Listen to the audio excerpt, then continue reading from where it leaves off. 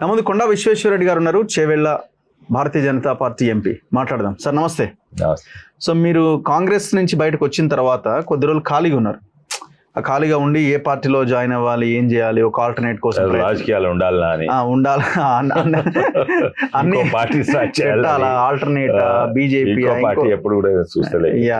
So అప్పుడైతే అన్ని రకాల ప్రయత్నాలు చేసి మీరు బీజేపీలోకి జంప్ అయ్యారు, బీజేపీలోకి వచ్చారు. సో ఇప్పుడు కవిత చేసిన స్టేట్మెంట్ ని మీరు ఎట్లా చూస్తున్నారు? నిజమేనా మాట్లాడిన మాటలు?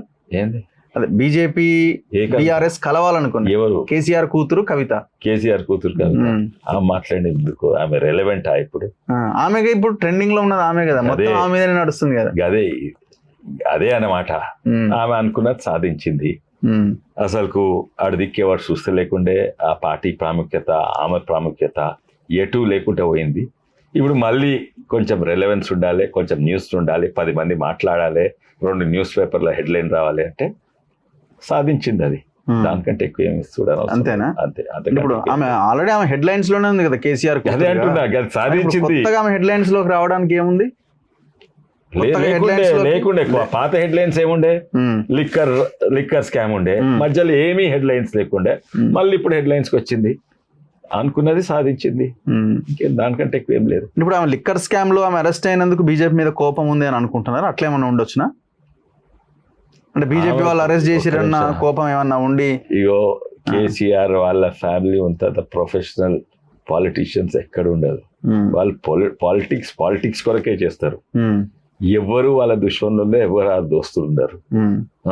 ఈ రోజు నువ్వు అనుకొస్తే నీ కాళ్ళే మోస్తాను, రేపు నువ్వు అవసరం లేకుండా నేను తన్ను ఎలగొడతాను, జుట్టు పట్టుకుంటాను. ఈరోజు సోనియమ్మ అంటే సోనియమ్మ కాళ్ళు పట్టుకుంటారు. ఈరోజు కాంగ్రెస్ అవుతూ ఉండంటే కాంగ్రెస్తో పొత్తు పెట్టుకొని కేంద్ర మంత్రులు అవుతారు. ఈరోజు కాంగ్రెస్ అవుతూ ఉండంటే కాంగ్రెస్తో పొత్తు పెట్టుకొని కొట్లాడినరు. ఇవన్నీ కూడా పొత్తులున్నాయి. ఈరోజు కాంగ్రెస్ వాళ్ళు ఎమ్మెల్యేలు మా దగ్గర రావాలంటే కొనేస్తారు. వాళ్ళు అట్లనే కాంగ్రెస్ టీఆర్ఎస్ వాళ్ళను కొనేసింది. వాళ్ళకి చాలా సంబంధాలు ఉన్నాయి కాంగ్రెస్ టీఆర్ఎస్ మధ్యలో. బీజేపీకి ఎప్పుడు లేవు, ఉండయి. ప్రత్యేకంగా ఇప్పుడు బహుశా ఎందుకంటే ఏమో ఇంకొంచెం సాధ్యమవుతుండొచ్చు. కరెక్ట్ ఈక్వి డిస్టెంట్ ఉండేవాళ్ళు సోనియమ్మ కాలు పట్టుకుని వాళ్ళకి దోకా ఇచ్చిన కాదు ఒక్కరిదని. అంతకుముందు అంతకు తర్వాత మీరు చూసిన కాంగ్రెస్ వాళ్ళు టీఆర్ఎస్లకు పోయి, టీఆర్ఎస్ వాళ్ళు కాంగ్రెస్ వాళ్ళు. ఈ పరిస్థితి ఈ క్షణంలో నువ్వు షేర్లింగంపల్లికి పోయి అడుగు, మీ MLA Congress MLA TRS BRS MLA అంటే వాళ్ళకి తెలియదు, కన్ఫ్యూజన్. మీరు దానం నాగేందర్ దగ్గర పోండి, ఎక్కడైనా పోండి, ఆడ ప్రజలను అడగని మీ ఎమ్మెల్యే ఏ పార్టీ ఉన్నారంటే టీఆర్ఎస్ ఉండరా కాంగ్రెస్ ఉండరా చెప్పలేకపోతుండ్రు.